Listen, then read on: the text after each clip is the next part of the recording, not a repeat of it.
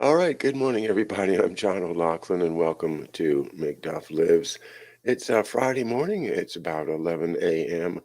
on June the 30th, 2023, and our June has really flown by quickly on us. It's been a very, very busy month, and I'm really proud of all the research associates that we have, extending around the world. We have great contacts in many, many places all around the country and around the world, and people are energized. And what I was thinking that it's kind of a pleasant thing to realize the irony that now everybody is now energized to go about critical thinking, to analyze what we're told, to see, if it's sounds fishy or not, and if it does, then to do some serious investigation. And a lot of people are doing it.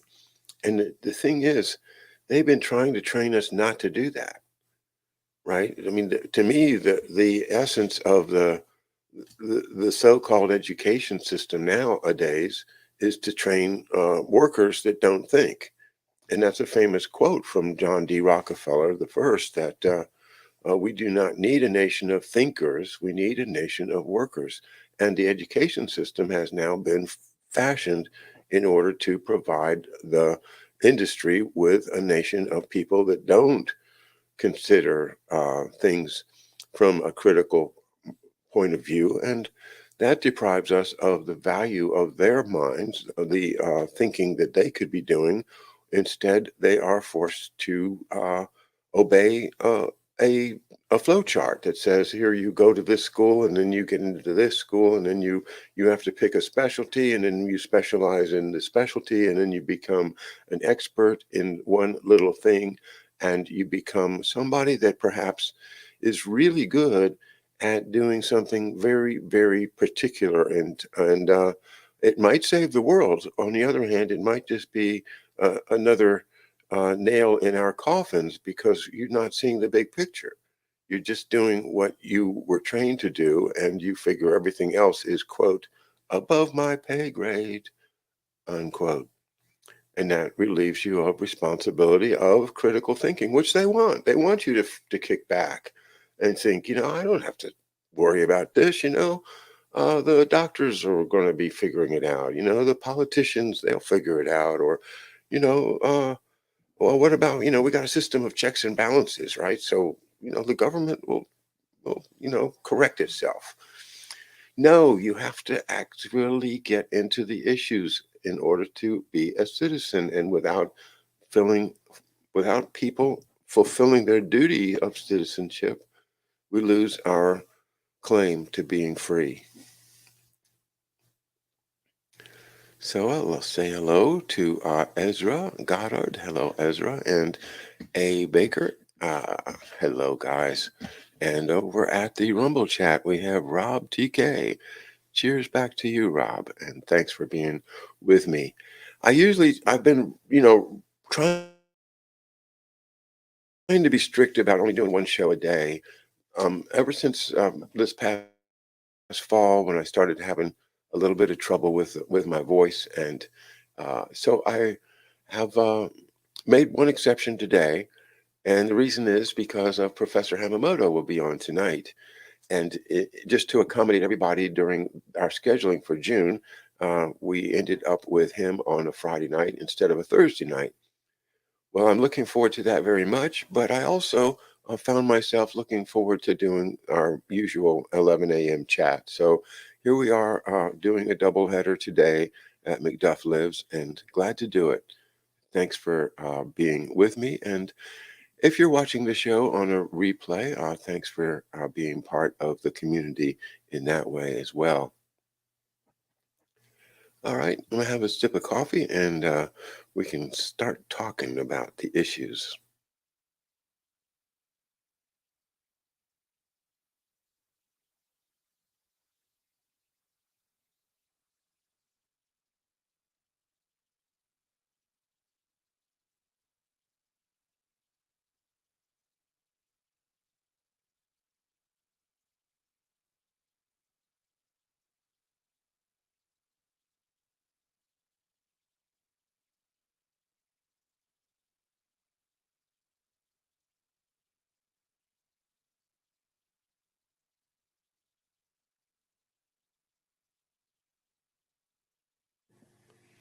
All right. Well, my first issue is the recent um, video published by John Baudouin or Baudouin. I'm not sure how he pronounces it. He is working on statistics of various states. Has begun with Massachusetts, and while he has been refining his data over and over again for a number of months, I could not follow what he was saying when I first encountered what he was doing. However, he has, as I say, refined it, and the presentation he's just published yesterday, it's on Rumble, and like all of our great colleagues, he's going to Rumble. And I encourage you to go to Rumble too, so that we can keep our community together as I start migrating away from YouTube. Um, I am glad you're here if you're on YouTube, but do please sign up for Rumble and then follow me at McDuff Lives, all one word. Excuse me a second while I go and hunt for the Rumble channel that I want to refer to.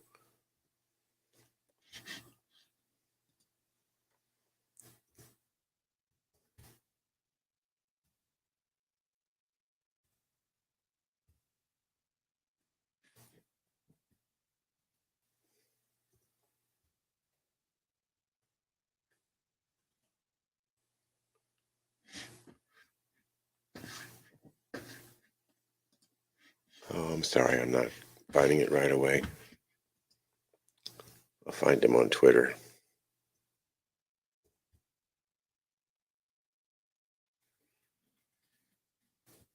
Yeah, here he is on Twitter. I'm going to share this with you.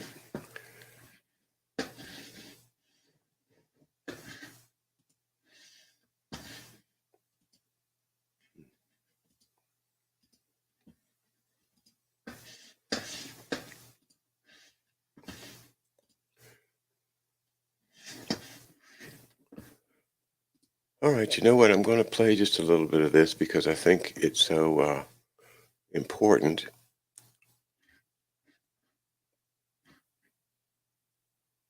What did I do?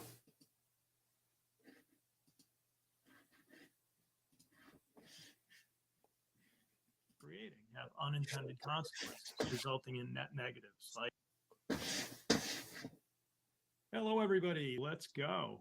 Malum concilium quod mutare non potest means that is a plan that cannot change. People make plans and then they go down a path and they won't change it. Why? You should make course. I'm not showing the right screen, so give me one more second. I'm sorry.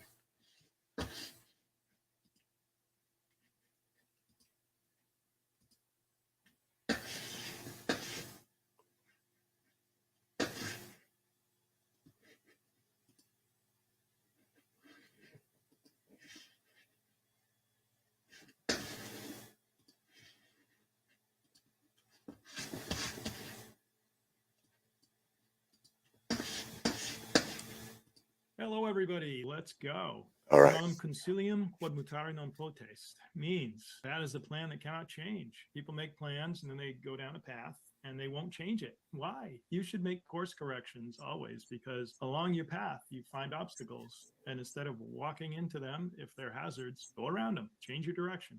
The legislative mission, in one respect, is public health oversight. The public health department resides within the executive branch. What if the health policies they're creating have unintended consequences, resulting in net negatives like poor health or loss of life?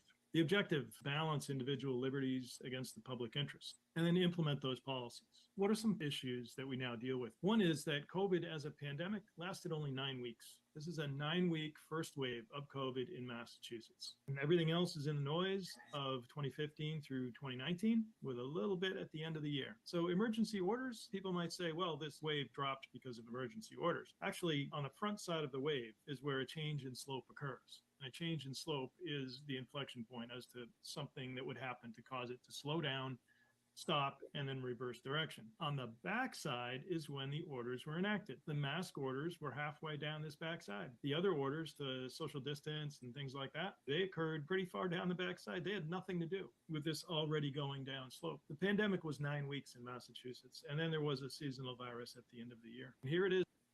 All right. Did you hear that? The pandemic was 9 weeks in Massachusetts.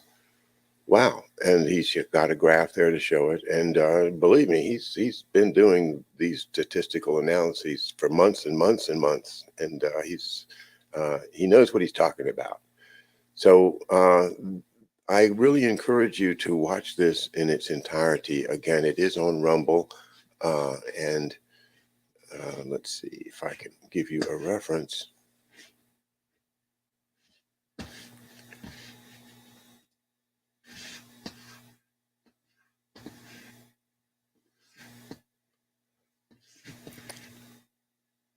I'm not sure how to get the Rumble URL up for you. 2020 to 2021. Here's the first wave, and then it goes back to nothing, zero, all summer long. And then we had a winter wave. This is excess deaths, all cause. The zero line is 2015 through 2019 normalized to a straight line. And the differences between that and 2020 and 2021 are this jagged line.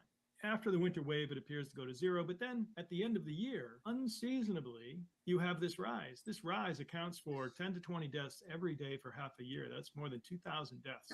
2,000 deaths under here, excess, more than normal, 2,000. And it started in the summer, not the winter. And remember, if you were with me talking about iatrogenic deaths, iatrogenic harm. Iatrogenic means done by the medical system, caused by the medical system. And what John Baudouin is showing here is that while the COVID did have a huge spike at the beginning, that, if there was a virus or a bug or whatever it was that went around, it was contagious and killed people and hurt people and made people sick. That big spike was over in 9 weeks.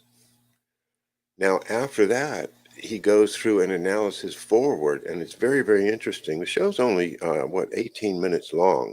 So I think everybody really needs to check this work out, because what happened in Massachusetts, he shows it so clearly, and now it can be shown in other states. He's now taking on Minnesota to help them out there with their understanding, and he has filed a lawsuit in Massachusetts to get the courts to force the executive branch to do what is necessary to clean this up.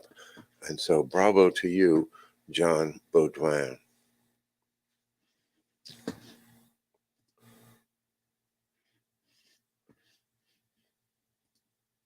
Well, that's the big thing on my mind. Let's see what you guys are talking about. Let's see. Good morning to everyone once again. And I see Razvedka is here with our first comment. Spring is sprung, fall is fell, summer is here, and it's higher than usual. Ha, ha, ha. All right, say goodbye to June, John. Goodbye, June. And I've enjoyed it. It's been very comfortable most days. We had like a drought for a few weeks, and then we got a whole lot of rain for about 10 days. And now it's just a nice kind of pleasant day. But the problem is we have this bad smoke in the air still. I don't know if we're still code red today or not, but it looks pretty hazy out there just looking out the window. And it's not good for us. It gets in your eyes and it gives you a headache. And no, we don't want this. So Justin Trudeau, clean up your act up there, man. Huh. I'm not the first person to say that, I'm sure. Brightmore Dinosaur, hello. Riots in France from imported Muslims. Shape of things to come in the land of the Migration Pact. I am not looking at the riots in France problem intensely right now. I am very interested in France as always. It's such an amazing nation. It's hard for outsiders to understand, what it really means. French, being a national, someone who is a part of the French culture and French nation, and it is a different, uh, almost different civilization in a way. What's different about it? Well, they're very, very proud of their republic, the Republican, as said in the Marseillaise or the Marseillaise. French is bad. Um, and if you listen to those lyrics, you realize that these guys are very, very serious fighters for themselves, for the common people, for each other. When called upon, they will hit the streets, and they do hit the streets in massive numbers. They have a manifestation, which is a demonstration, and they go en grève, they go on strike, and tell the government what to do. At least they used to. But what's going on now is in increasingly twisting the totalitarian state down upon them, taking away the power of legislation and giving more and more power to Macron, the uh,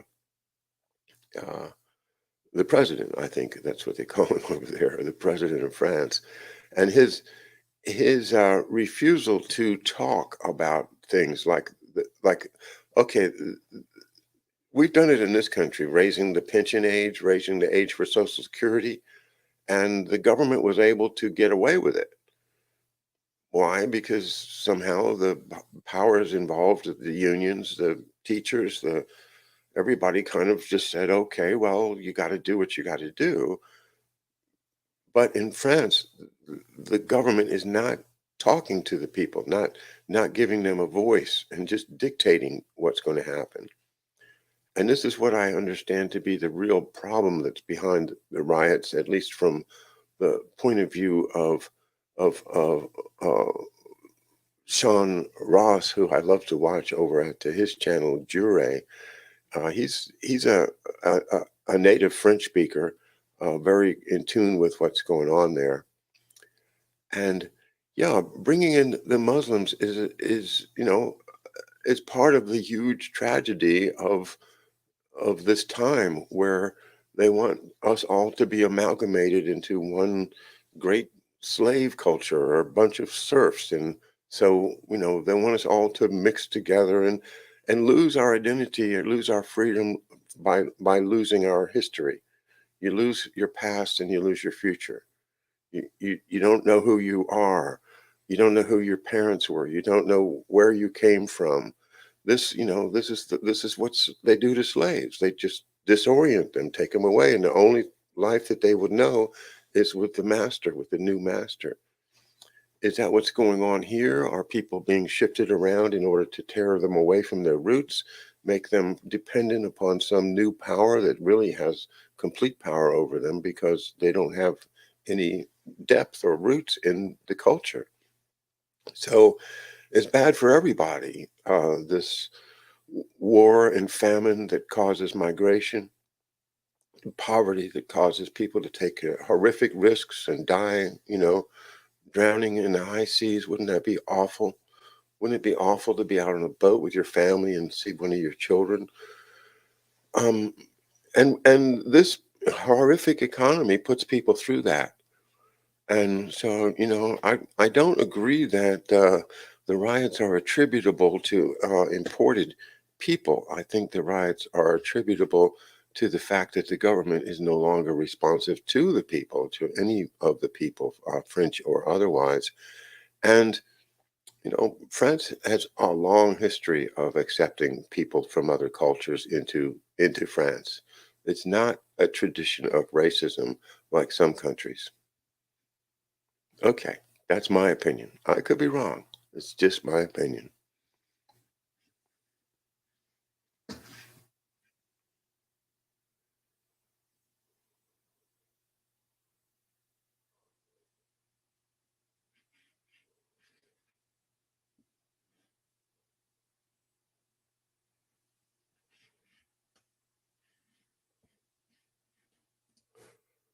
Oh, I see what you're saying. Brightmore again. Is that because doctors were initially allowed to treat COV? Okay, we know what you're talking about, COV, patients according to their training and not government mandates? Well, I think that's a great question, and it's a good rhetorical statement, actually, because, yeah, if before all of the guidance comes down, you do what you're trained to do, then you don't have this problem with centralized authority. John, in his video, this video I'm referring to, gets right into that and explains, in very short and clear terms, how it's bad to have central control over a health system. It's better to have the people on the ground, the people, your doctor. It's obvious. That's the way it always was. I had a family doctor. He was a real MD. It's hard to get one anymore. You end up with nurse practitioners, and then they send you to specialists so that you don't have that comprehensive relationship.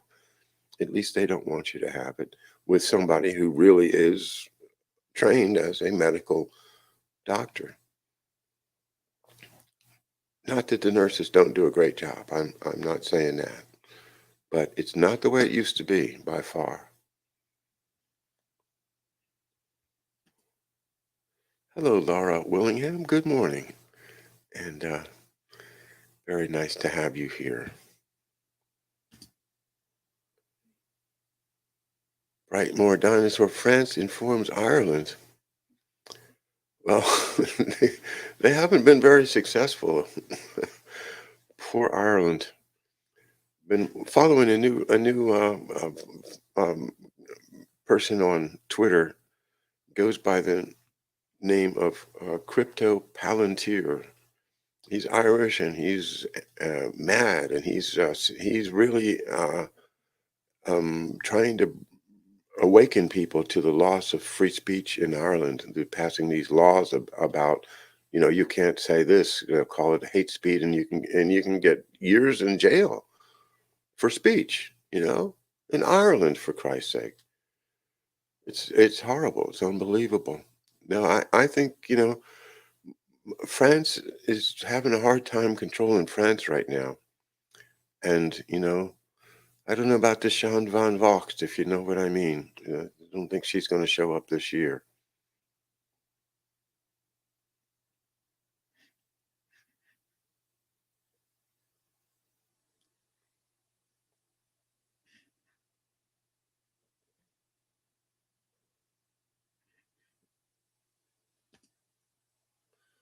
Well, another one from Brightmore. Nurses do great dance routines during a pandemic. So do doctors. They all do it. They do what they're told. It's, dance, dance, Pilgrim. Remember John Wayne? Dance, Pilgrim. Bam, bam, bam. Shoot. They'll dance. You tell them to dance, they dance. You tell them to do a crazy satanic ritual on the opening of the Gotthard Tunnel in Switzerland, they'll do it. They will. All your people will get out there in the crazy, outfits and the shaman hats with the horns, and they'll dance around and do exactly what you want them to do. That's the kind of people we want in the new world. People that do exactly what they're told. Yeah, dance, Pilgrim.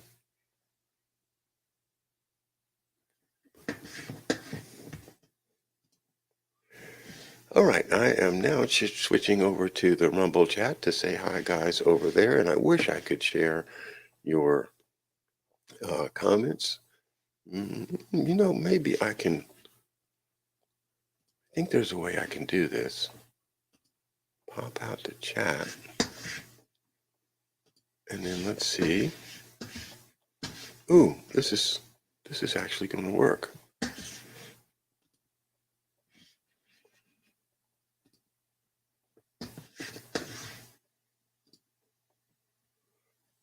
All right, let me make it a little bigger, and you can actually see it. Oh, this is cool.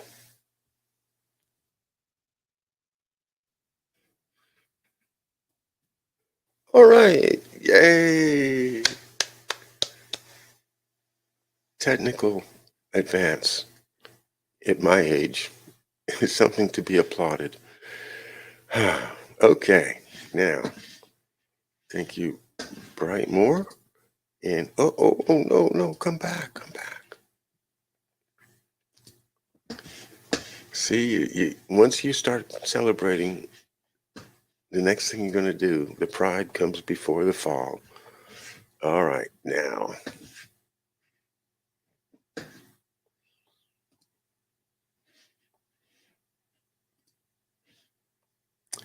Okay, starting off, DK Theta, hello, and AKB Baker. Hi, you've moved to Rumble. Hey, Robert is here. Angie, hi, dear. Nice to see you today. The riots look pretty bad. I suppose you're talking about France, right? And I was looking at the places I visited in Paris back in 2009 on Google Earth yesterday. I love Paris. Now, my wife and I visited Paris for the first time together. And of course, we haven't been back. I'd love to go back, but and that was in 2005, I think, or six.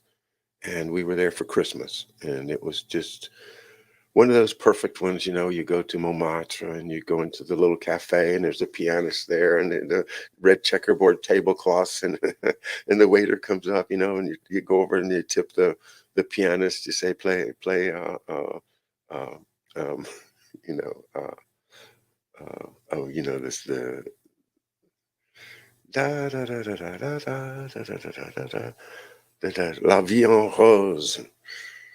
Yeah, play La Vie en Rose. And he does it. And you have dinner. Yeah, it was perfect. What a night. Montmartre back in December, I think, of '05. Um, Drummer will correct me if I was wrong. So, yes, Paris. Some think the AC is Macron. Not sure what the AC refers to.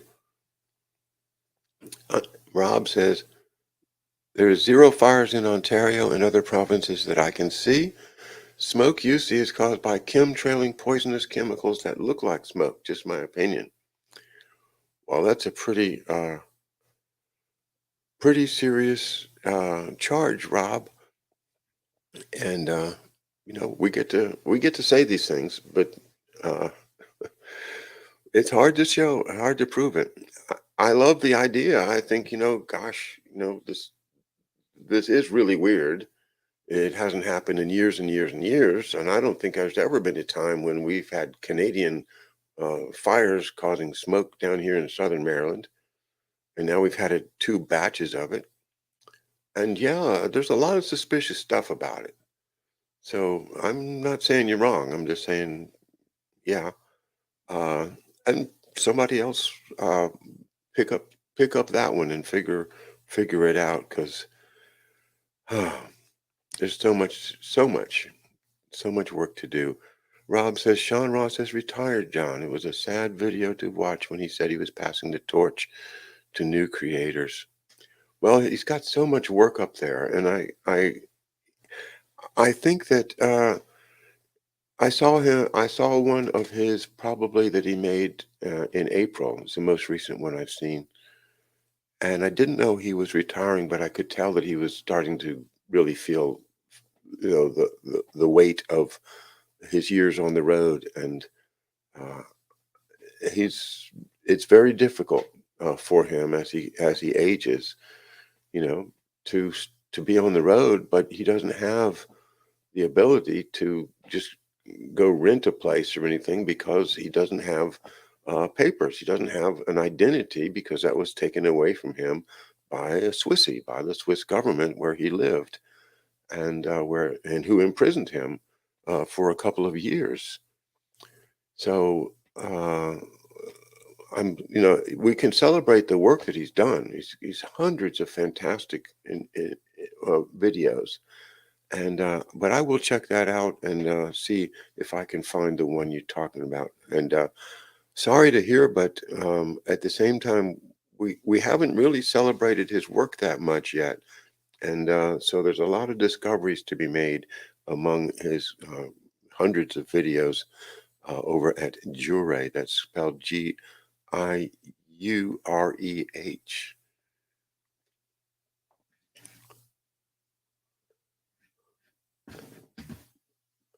Oh no, Hillary Clinton is Queen of Ireland? Oh no, no, no, that can't be. Say it isn't so, Baker. Come on. Baker was there during Christmas too. Yeah, dreamy, dreamy time. We are under attack. IMO, it seems obvious to me. It is. It is obvious. We are under attack, and it's an attack from the top down upon the rest of us, culling the herd and turning us away from our citizenship duties, telling us to sit home, watch Netflix, and don't worry, be happy. Well, sometimes you have to worry a little bit in order to take the action that's going to make you happy. And so I think a little bit of worry is appropriate right now, but don't get hung up on it. Just pick up something and start working on it. You know, when we started this, what, 4 or 5 years ago, we were all doing the same thing. It was all do a compound search on Google or DuckDuckGo or whatever you want. But take a couple of things that you think might be related, but you don't have proof of it, and put them up there with the and between them, and put them both in quotes, and then put an and then see what comes up that has both of them in it.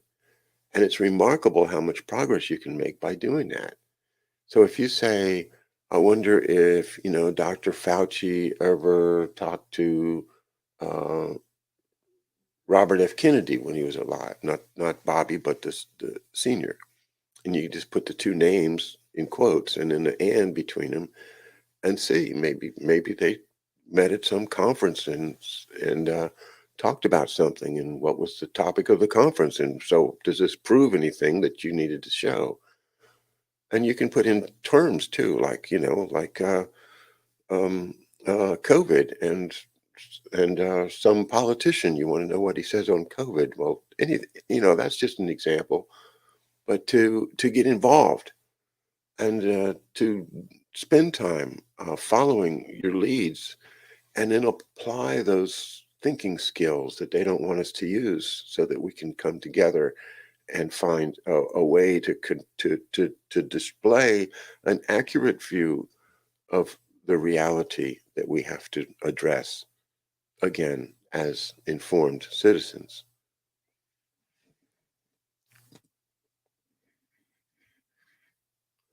All right. Hey, thanks everybody that joined me on the chat in at Rumble, and thank you for joining me on the chat over at YouTube as well. And nobody on Facebook right now is on the chat, but you can also chat on Facebook if that's where you're watching. Um,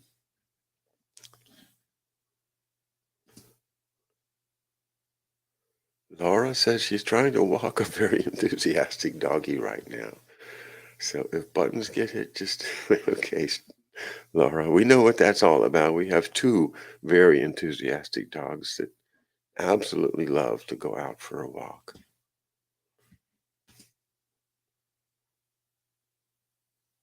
Hello, Steffi, 31 UK.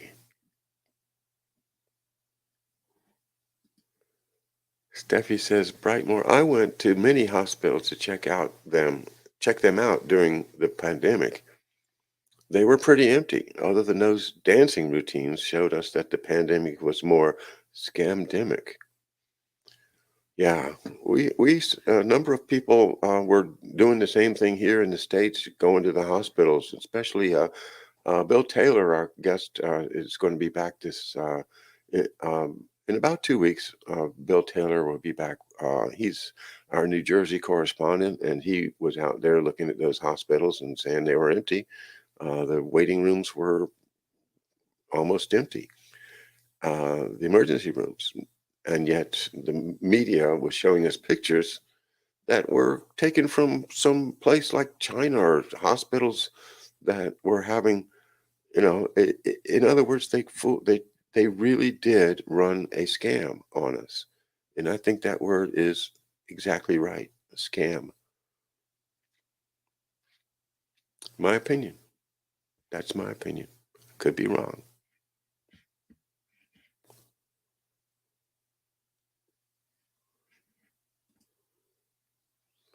Hello, Doll. Present and accounted for. Bonnie Bradley, hello. Morning. Really Graceful has a couple of ideas about the smoke from Canada.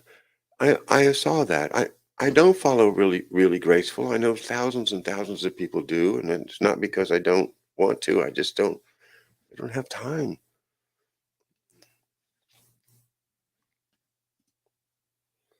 Lex Luthor. Hi, hey there. My favorite Superman villain. Bet Hillary has donated to the LA chapter of the Kabbalah Center. Okay. The red bracelets. Yeah, I was interested in those red bracelets too.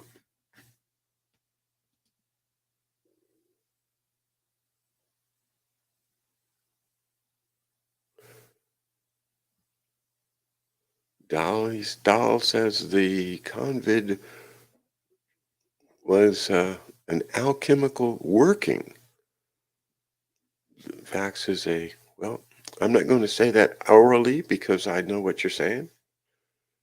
Um, so far, I haven't seen anything that we need to take down this show from YouTube, so I'd like to leave it up if I can, because I want my YouTube audience to have access to everything too. And I guess that's a pun on alchemical wedding, which is one of the early Rosicrucian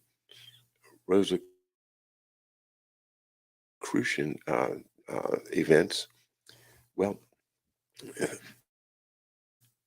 it's definitely, you can see it that way as some esoteric event.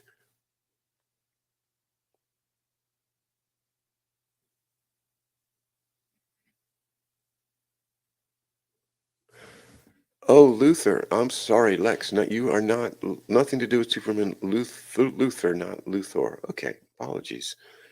Just couldn't help but make the pun there, my friend. No offense. Well, as I say, I've got Professor Hamamoto coming on tonight at 8 p.m. And it being about 11:45, I'm tempted to wrap it up here. Thank you for being with us this morning, and looking forward to a whole month of July worth of full, full of great guests, including Bill Taylor. Riley Wagman will be back. Of course, our good friend Harley Schlanger will be back on Tuesday. We will also be seeing Hervoye Morich once again from Geopolitics and Empire. Professor Hamamoto will be back tonight. David Underdown next Wednesday, July the 5th. And Mark Kulak will be with us for July I think it's the 17th. Our calendar is always published at screamingospreys.com.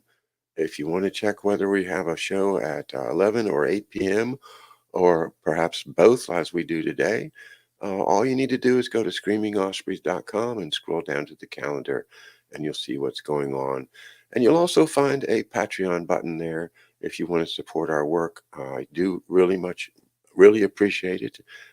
Thank you so much for thinking of us here at McDuff Lives, as we do have expenses, and we do tend to buy a lot of books, because that's kind of like my motto is I'm not going to try to investigate something from scratch if somebody else has already done the work. I'm just going to find the book, and we're going to take advantage of what's already been done by other scholars.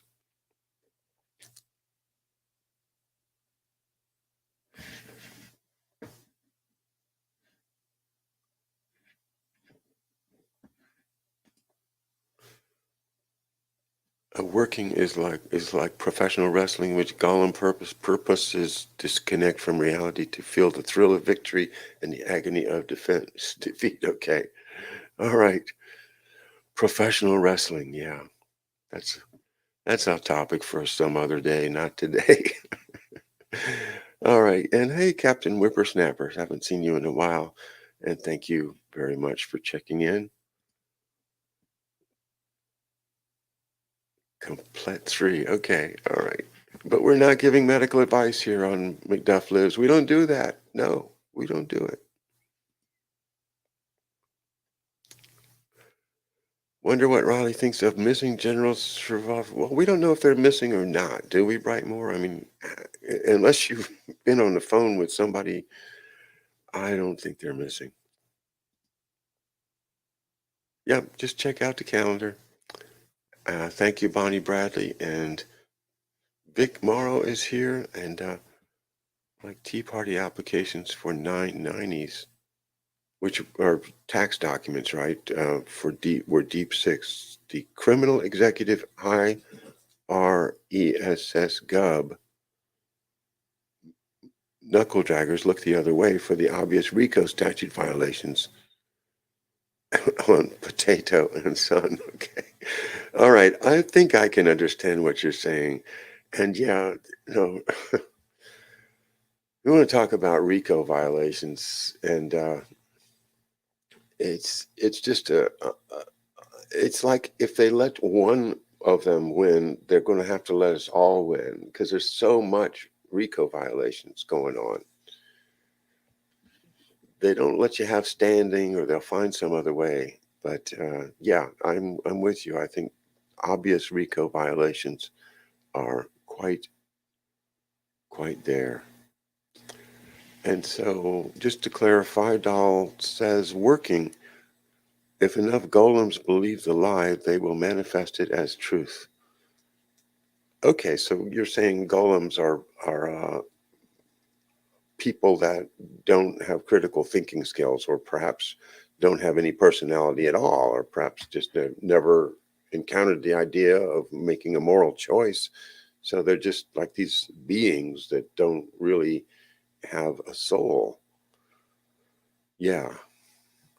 Well, we can look into J.R.R. Tolkien and look for golems and golems and all kinds of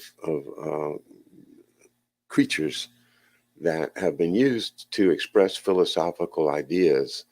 It's the same idea behind Frankenstein, right? The creation of a living being by other living beings. Can man create man? Can a scientist create a Frankenstein? And if not a Frankenstein, then maybe just a clone. Maybe a whole lot of creatures made out of the same plasma, the same whatever, dirt, I guess, if you want. And then the interesting experiment will be, does that golem acquire a soul? Does that golem somehow become equally fully human as we think of ourselves as being? Or, and look at the character data on the Star Treks. It's all of these ideas are playing with the idea of, do people really have a soul, or are they really just like dumb animals that we can push around and use as we want to? And these theories kind of come to satisfy somebody that wants that to be true. You know, if it is true, then I get to make a lot of money, right? If it's true that people don't really, if they're not enlightened, quote unquote, then they're just not important. They're just zombies. And we can just use them and throw them into the uranium mines and let them mine uranium until they get cancer and die. Who cares? Who cares? They don't care because they believe in this golem myth. Why do they believe in it? Because it suits them. It makes them money. It makes them feel like they're superior. But how can it be true? I don't think it can be true that they can make a human being out of little Lego pieces. But that sure is part of what they've been trying. It sure is part of why we've been put through these incredible medical experiments. And people like Mark Kulak and John Boudin and so many others that are doing the pick and shovel work. Well, they all need our support. Do what you can to support Mark over at Housatonic. He's been out of his career now. He took out of his career to do this work. I think it's been 4 years. So, it's tough. He's got expenses. He's a family guy, and but everybody is trying as hard as we can to uncover the truth. And I'll leave you with a thought that comes from the Bible itself, and it was carved into the wall of the CIA at the request and direction of President John F. Kennedy, and revealed from behind a curtain on the day that Allen Dulles, quote unquote, retired. And when the curtain was pulled back, and Allen Dulles was standing there, and he saw the legend, and it said, "Ye shall know the truth, and the truth shall set you free." All right, get back with us tonight. Professor Hamamoto and I always have a great time together, and I'm sure tonight will be no exception.